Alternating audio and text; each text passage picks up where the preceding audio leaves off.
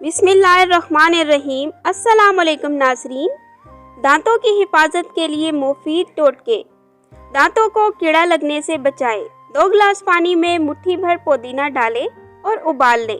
जब पानी उबल जाए तो पानी छान कर अलग कर लें और इसमें 1 अदद नींबू का रस डालकर किसी बोतल में महफूज कर लें। दिन में 2 मरतबा इससे कुल्ली करें। 1 हफ्ते में लगा कीड़ा गायब हो जाएगा और ज़िंदगी भर दांत कीड़े से महफूज रहेंगे।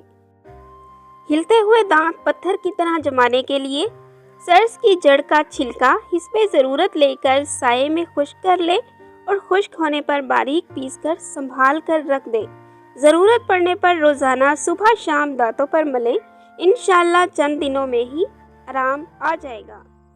ईशा की नमाज में वितर पढ़ते हुए पहली रकत में सूरह नसर, दूसरी रकत में सूरह लहब और तीसरी रकत में सूरह इखलास पढ़ने से दांत कभी खराब नहीं होंगे, चाहे उम्र 100 साल से तजावज़ कर जाए।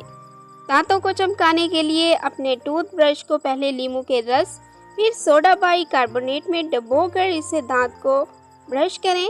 दांत मोतियों की तरह जगमगा उठेंगे।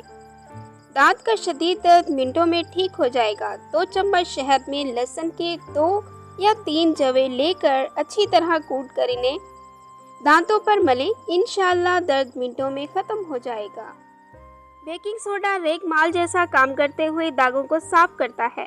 दांतों की सफाई के लिए बेकिंग सोडा का पेस्ट बनाकर दांतों पर ब्रश करना मददगार साबित होता है। एक तहकीक में दरियाफ्त किया गया है कि ऐसा जेल जिसमें 6% मिकदार हाइड्रोजन पेरोक्साइड मौजूद होता है, इसका 2 हफ्ते तक इस्तेमाल दांतों की सफ़ेदी में नुमाया फ़र्क लाता है।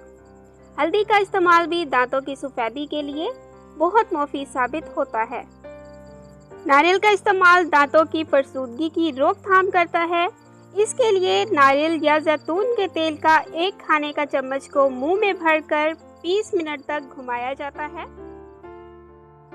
दांतों की पिलाहट दूर करने के लिए 1 चम्मच खाने वाला मीठा सोडा, नमक और सहागा लेकर किसी बोतल में रख लें।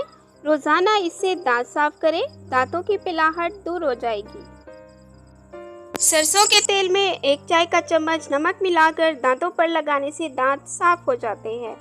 नींबू के छिलके सुखाकर पीस लें, इनमें नमक मिला लें। दांत रोज़ाना इससे साफ करने से तमाम मैल दूर हो जाएगी। Thanks for watching. Please subscribe my channel. Health